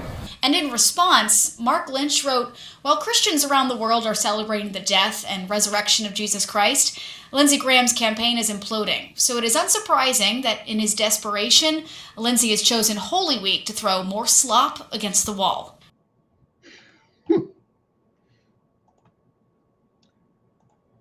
People of South Carolina, you're voting for this clown, Lindsey Graham, who's running around this this degenerate child molester who's running around Disney World with his pink princess baton here. And he's telling the guys running against him, fire their staff because they're antiseptic. Like, seriously? They're not wrong about the Talmud, are they now? And then to wrap up today's show here, let's take a look at the latest and greatest. This is Iran International. They're reporting hardliner threatens raid on trader Zarif's home in Tehran.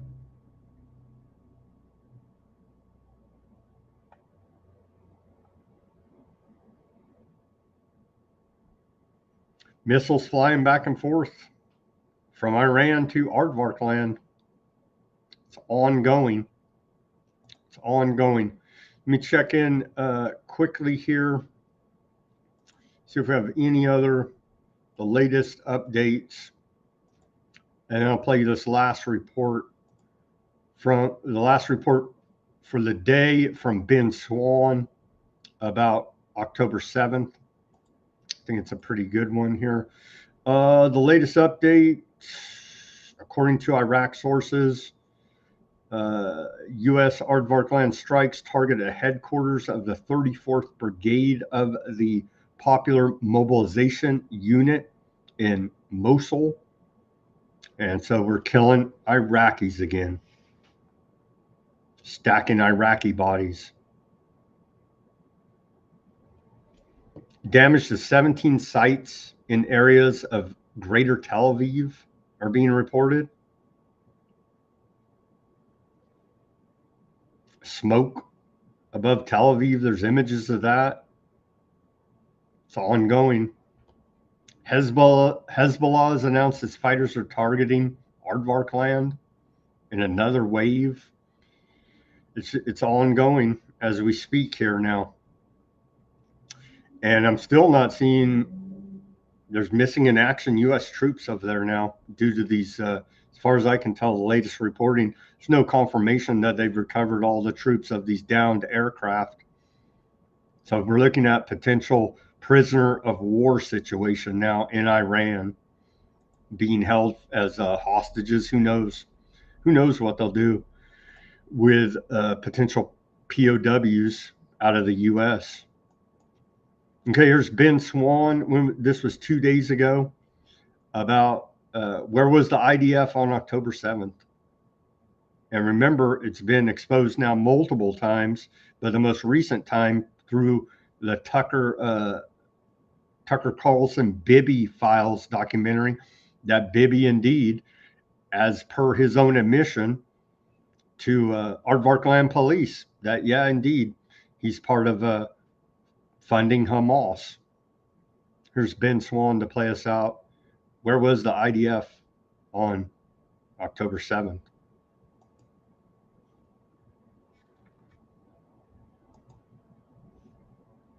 Before we dive into the evidence that suggests there was some type of military stand-down order on October 7th, it's important to remember that Israel is just slightly bigger than the size of the state of New Jersey. But for some reason, once the Hamas attacks began, the time it took the Israeli army and rescue teams to arrive, fight, and rescue Israelis at the different kibbutz communities and sites being attacked, well, that ranged anywhere from 4 hours to more than 20 hours. Even the New York Times has reported, quote, thousands of soldiers were less than 40 minutes from the towns that were under attack. So why did it take so long for help to arrive? For example, Kibbutz Be'eri was under siege by Palestinian militants beginning around 6 a.m. That was the morning of October 7th. A video that Israeli media obtained from an army helicopter, corroborated by Israeli survivors, proves that there were more than 500 Israeli soldiers directly outside of the kibbutz entrance, fully armed with Humvees and tanks, but not until 4:30 in the afternoon. That's 10 hours after the attack began. It took 10 hours for those soldiers to show up, but it gets stranger because the first rescue mission wasn't actually underway at Kibbutz Be'eri. Again, according to Israeli media, until almost 7 p.m. That's 13 hours after the attack began. Atzival, a survivor of the Bereri attack, described to Haaretz, quote, 500 soldiers stood outside with equipment and vehicles. I remember yelling at them, we're being slaughtered, come in, save us. And no one said anything. So why? In our last episode, we discussed the Nova Music Festival. We showed you that the party was approved last minute, despite multiple warnings of a violent incursion from Gaza. And we've discussed how days before the festival, 2 entire brigades of soldiers were taken away from the area of the Gaza border and then sent to the West Bank.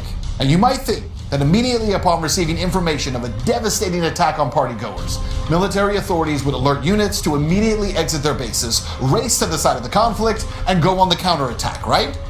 But that's not what happened.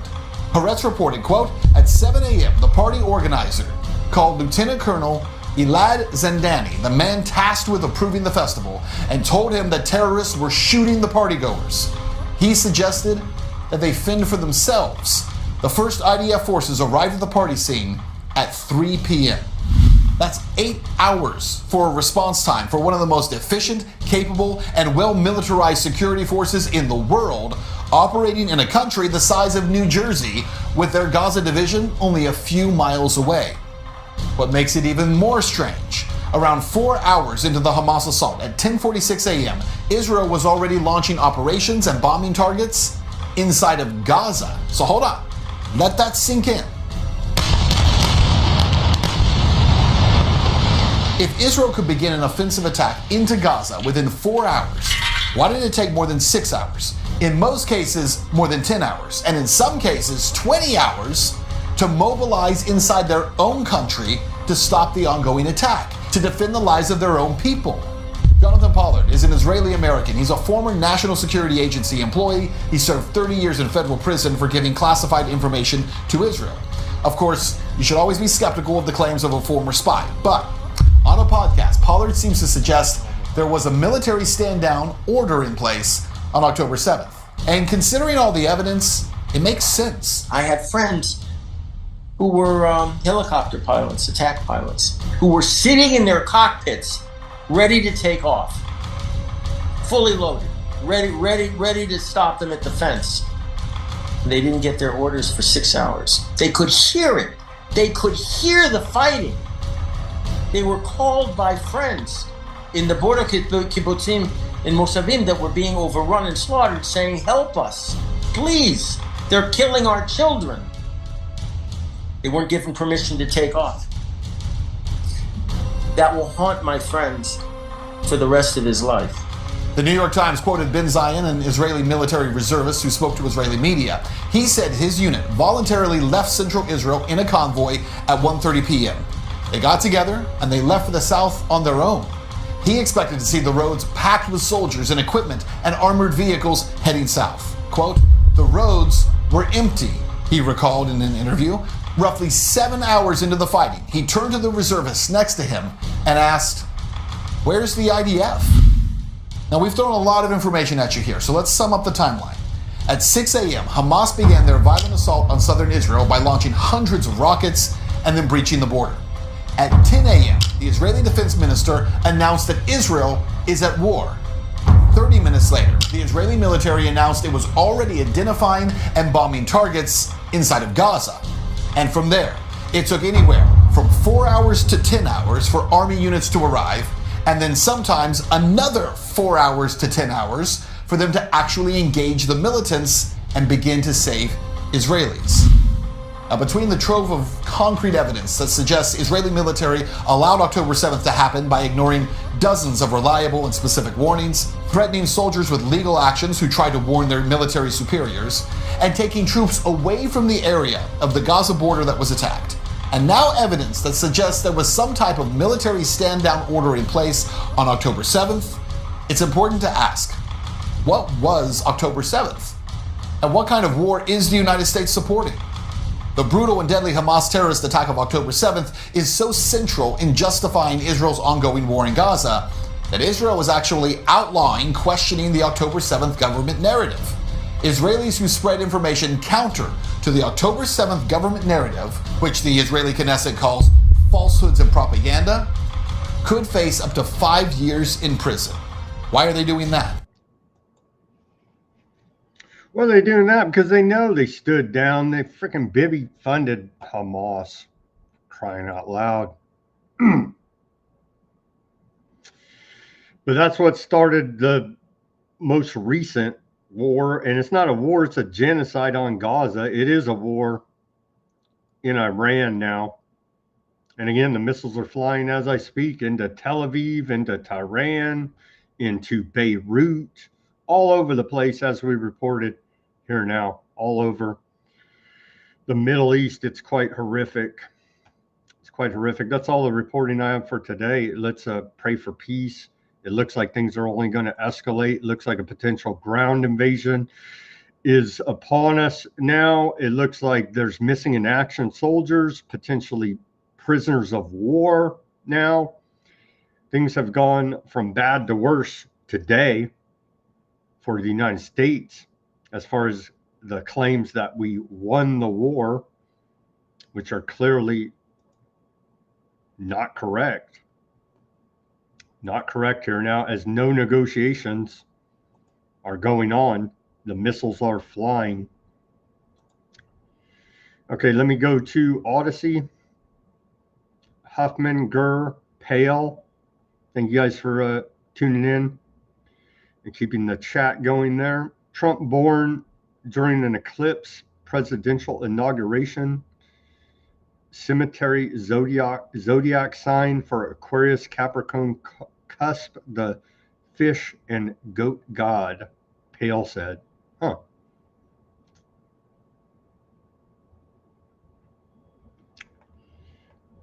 Let's see. Gurr says, CENTCOM says all aircraft are accounted for. They do. And they say there's only 13 dead U.S. soldiers so far, too.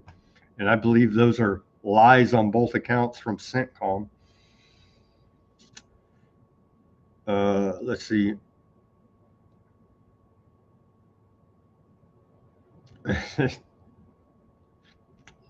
Yeah.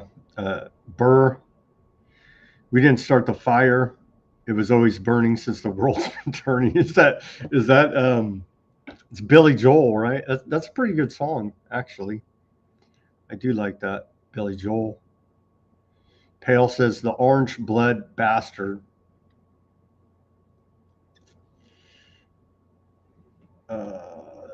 Deuteronomy 33:24. They're citing there. Huffman says war strike on Tel Aviv are both now as well. Let's see. Bondi already knew what she was there for.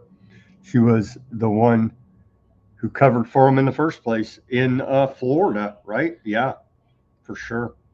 Give us that like, share, subscribe. Give us that like, share, subscribe, push that notification button. Thank you guys for tuning in on the Odysee and keeping it live, keeping that chat lively and going. Thank you, everybody, for tuning in on X, Kick, Twitch, Facebook, Bitchute, YouTube, and Rumble.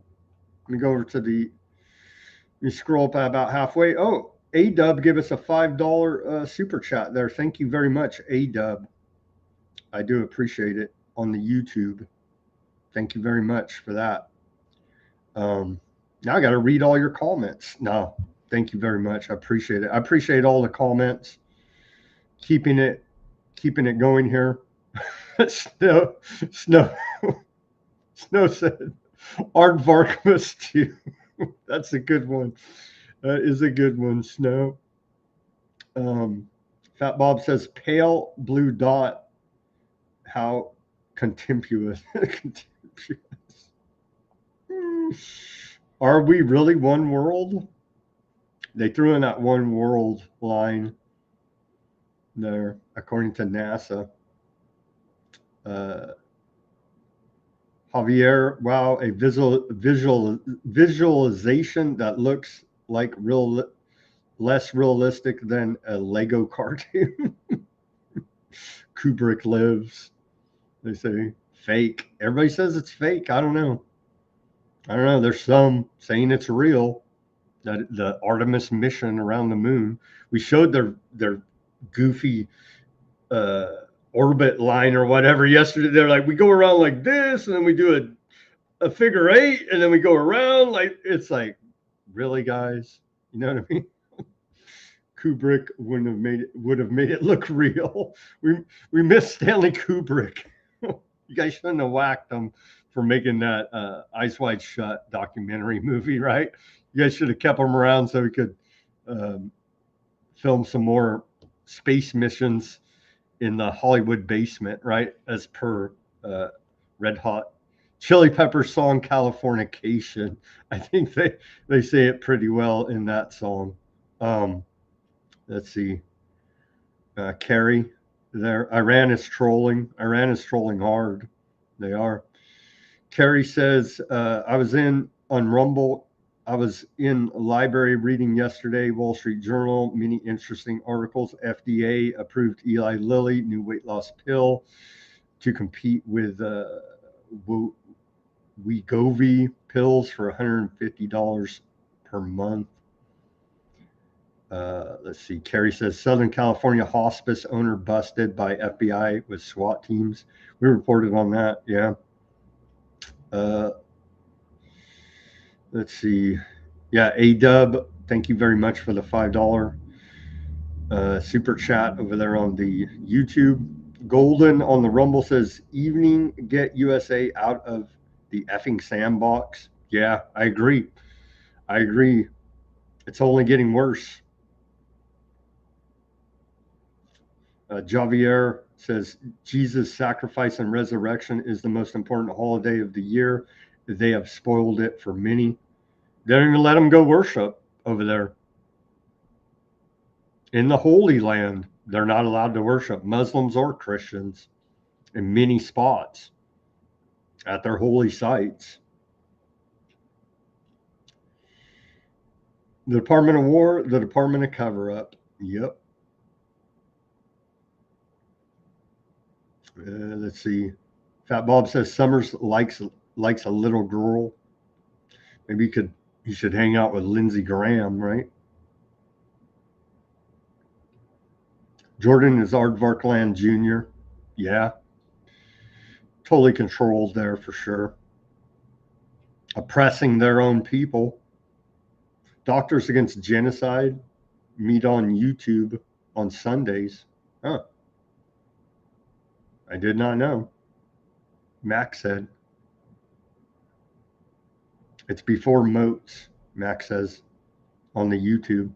Maybe I'll have to check that out on Sunday. Was it Doctors Against Genocide? Doctors Against Genocide. I'm gonna write that down. I'm gonna check those guys out. Maybe try to interview them. I've been trying to get.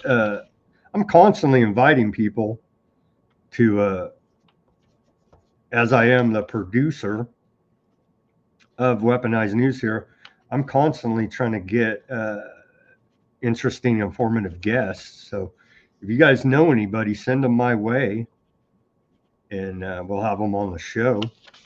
But I'm constantly, just to let you know, you saw last week we had, 3 guests, I believe. So that's an ongoing effort, the back-end production for guests on this show as well. But I'm going to check that out, Mac. Doctors Against Genocide on YouTube. Let's see here. Alpha Mega Energy, nothing better in Southeast Asia morning than Weaponized News. Well, thank you very much, Thomas. We appreciate the kind words. Are they? I don't know. Thomas says the aardvarks are mad that Iran didn't fake the bat miracles. I don't know. Maybe. That could be part of it.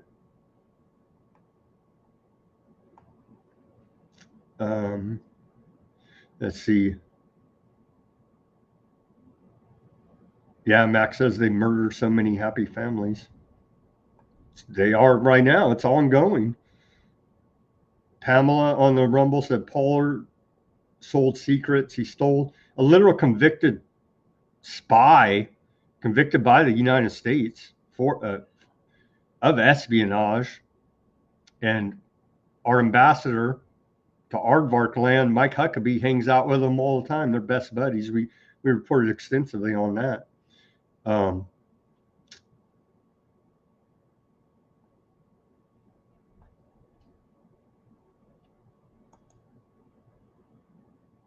Weaponized News is one of the most fantastic news summaries there is. What else is better? Well, thank you, Thomas, for those kind words. Hemp car intercept said 750 casualties. That's what I reported. Yeah. Uncle Sam with a flamethrower saying we didn't start the fire. Hemp car said, indeed. Indeed. Was Hemp car say Bruce Gagon is an interesting person. His movie is less than an hour, free online, called Aerosol of Hypocrisy, about space weaponization. Maybe I'll have to check that guy out. All right, happy Easter to everybody. Thank you. Let's pray for peace. Thank you for tuning in on this Friday edition of Weaponized News. It looks like it's only getting worse. It looks like the ground invasion is imminent now, which is only going to escalate the Iran war further. Let's pray for peace, that God would touch Trump's heart some way, somehow, and end this before it gets even worse than it already is now. It's a giant disaster. It's a disaster. So happy Easter to everybody. Have a great rest of your Friday evening and great Easter weekend with your family. As always, everybody, do your own research, peace, love, and freedom. Speak out and take action. And we'll be back here on Monday. I might do if something major, if a major event happens, I'll do a special broadcast here for you in the Iran war. You know, if there is a ground invasion, I'll report it, and if there's a nuke or whatever, I'll report it, or something else major. So I may jump on live depending on how it's going over this weekend. But if not, we'll be back for sure on Monday for more Weaponized News. Again, happy Easter, everybody.